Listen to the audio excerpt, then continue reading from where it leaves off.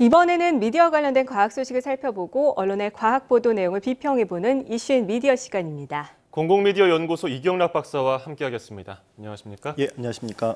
네, 오늘 어떤 이야기를 볼까요?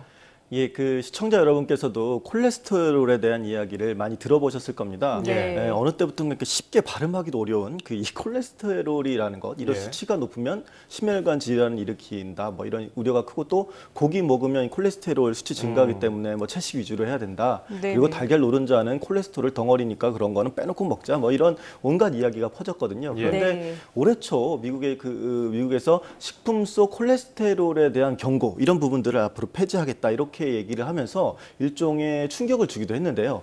오늘은 어째서 이러한 건강 정책이 나오게 됐는지, 그리고 그것이 우리 사회에 어떠한 영향을 미치는지에 대해서 이야기를 나눠보겠습니다. 네, 그렇게 도마에 올랐던 콜레스테롤에 대해서 이 미국 정부기관에서 어떻게 콜레스테롤에 대한 경고를 폐지하기로 했는지 그 배경이 뭘까요? 예, 일종의 미국 정부 자문기관인데 식생활 지침 자문위원회라는 곳이 있습니다. DGAC라고 하는 곳인데, 거기서 콜레스테롤 함유량이 높은 음식 섭취에 대해서 이제까지 경고했던 것을 앞으로 폐지하겠다. 그래서 올해 초에 결정이 그렇게 났습니다. 그래서 지난 40년간 미국 정부는 계속 경고했었거든요. 그러니까 일반인의 콜레스테롤 섭취를 계속 이거 줄여야 된다라고 계속적으로 이제 40년 동안 권고했는데, 예. 그게 소용이 없었다, 혹은 뭐 효과가 없는 것이었다, 이런 식의 내용이니까 미국인을 포함해서 콜레스테롤에 대해서 위험하게 여기고 관리해오던 사람들에게는 어떻게 보면 충격적인 소식이기도 했습니다. 네네. 이 DGAC에 따르면 건강한 성인의 경우에 달걀이나 뭐 새우, 바닷가재 등 콜레스테롤이 많이 든 음식 먹는 것, 이런 것이 큰 문제가 아니다, 이렇게 얘기했고요. 그리고 또 그 섭취되는 양이 혈관 내 콜레스테롤 수치를 올리거나 혹은 심장 질환 위험을 증가시킬 정도로 굉장히 높은 정도가 아니다, 이렇게 판단했기 때문입니다. 예. 네. 그리고 오히려 기름진 고기나 탈지하지 않은 우유, 그리고 버터와 같은 포화지방 음식을 자주 먹는 것이, 그런 게 오히려 더 위험할 수 있다, 이렇게 판단을 했습니다. 미국이 비만인 사람이 엄청나게 많은 걸로 알고 있는데 이 콜레스테롤을 먹지 말라고 하니까 또 의외고요.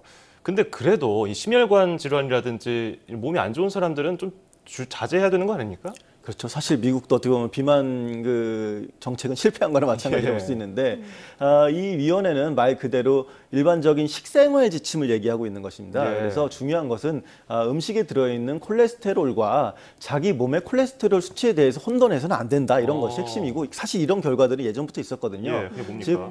즉 DGAC는 콜레스테롤이 많은 음식이 심장병에 위험하다고 오래전부터 분류해 왔는데, 사실 이 분류가 잘못되어 왔다. 60년부터 전부터 있었던 것은 잘못되었다, 이것을 인정하고 섭취를 제한하는 음식에서 해제해야 했다, 이런 것에 큰 의미를 둘 수 있는 것이거든요. 그래서 콜레스테롤이 심장병과 관련이 없다, 이런 내용은 아니니까 오해하실 필요는 예. 없고, 구체적으로 또 이제 혹시나 오해할까봐 이와 관련돼서 이제 인터넷 같은 곳에서도 보면 많은 의사들이 얘기를 했는데, 뭐 조은근 의사가 이제 간단하게 정리한 바를 좀 말씀드리면, 우선 혈중 콜레스테롤이 높으면 동맥경화가 생기는 거, 이런 거 당연하고 심장병과 뇌졸중이 잘 생깁니다. 그리고 혈중 콜레스테롤이 높은 것, 즉 고지혈증은 흡연이나 스트레스, 비만보다도 훨씬 심장병에 위험한 부동의 1위의 위험 인자이라고 할 수 있습니다. 그래서 수치 변화에 따른 대응은 여전히 필요하다, 이렇게 볼 수가 있겠습니다. 네, 그렇다면은 정리를 해보면 우리 몸속의 혈중 콜레스테롤 수치가 중요하다는 말씀이신데, 그렇다면은 이 우리 몸의 혈중 콜레스테롤이 음식에 영향을 많이 받지 않는다, 뭐 이렇게 볼 수 있는 건가요?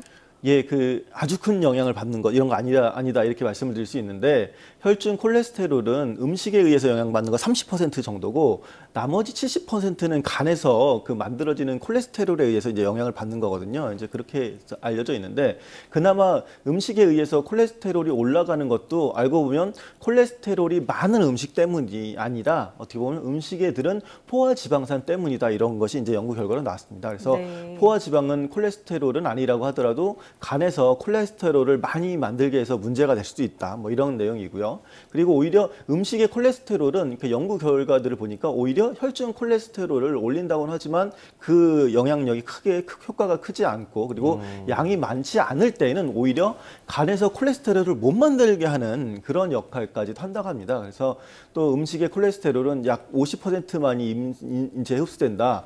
또 그래서 콜레스테롤은 상당히 많지만 포화 지방이 거의 없는 새우, 조개, 굴, 어패류, 달걀 이런 것 등은 그렇게 먹는 거를 뭐 2개 이상 먹으면 안 됩니다. 10개 이상 먹으면 이렇게 제한하지 않아도 된다. 이렇게 얘기를 합니다. 그래서 조은근 의사의 경우에 오히려 그 식물성이라고 좋게 생각하고 있는 파뮤나 그 코코넛류와 같은 포화 지방산과 동물성 포화 지방의 과다 섭취를 오히려 조심할 필요가 있다 이렇게 지적을 하고 있습니다. 포화 지방산하고 동물성 포화 지방. 근데 뭐 콜레스테롤이 좋은 콜레스테롤이 있고 뭐 안 좋은 콜레스테롤이 있다고 하는데 뭐 콜레스테롤이면 콜레스테롤이지 이게 뭐가 다른 겁니까? 예, 사실은 그거 나누는 것 자체가 좀 잘못된 일이라고 할 수 있는데 예. 일단 과거에는 혈중 콜레스테롤 수치 자체를 굉장히 두렵게 생각을 했었죠. 예. 그런데 이후에 콜레스테롤이 막 연구가 되다 보니까 콜레스테롤도 저밀도 지단백이라고 할 수 있는 LDL 콜레스테롤이 있고 그런 것은 좀 나쁘고 고밀도 지단백이라고 할 수 있는 그 HDL 콜레스테롤이 있는데 그것은 좀 괜찮은 거다. 이런 식의 인식이 또 계속 유행하고 있거든요. 지금도 네네. 많이 그렇게 생각하고. 그랬죠. 근데 또 어떻게 보면 이 상황 자체는 과거에 비해서 크게 개선될 것이라고 할 수 있는데 또 최근에는 이 내용마저도 부정하는 그런 연구들도 나타났습니다. 그래서 LDL이 낮다고 해서 그 무조건 좋은 게 아니고 HDL이 높다고 다 좋은 게 아니라는 것이죠. 일본의 같은 경우에 지방질 영양학회라는 곳이 있는데 거기서 보면 나쁜 콜레스테롤이라고 불리는 그 LDL 콜레스테롤 수치가 높아지면 오히려 사망률이 낮아진다는 그런 내용의 그런 장수하기 위한 콜레스테롤 지침 이런 것을 발표하기도 했습니다. 예. 또 미국 텍사스 그 A&M 대학의 연구팀에서도 이 이야기를 했는데 인체 조직은 콜레스테롤이 필요하다. 그리고 이 LDL이 이를 전달하고 LDL 콜레스테롤이 많을수록 저항 중 그러니까 운동 중 근육을 만들 수 있다 이런 식의 연구를 발표하기도 했습니다. 그러니까 LDL 콜레스테롤이 나쁜 게 아니라 네. 하나의 운반 기능을 하는 좋은 것이다 이렇게 얘기를 했던 것이죠. 네. 그럼 마지막으로 이 콜레스테롤과 관련된 연구 결과가 이렇게 혼란스럽게 나뉘는 이유에 대해서 좀 간단히 짚어주시죠. 네, 이런 논문들은 어떻게 보면 연구가 잘못되었다 이렇게 말하기보다는 어느 측면에서 보는가의 그런 관점 차이로 이제 보여집니다.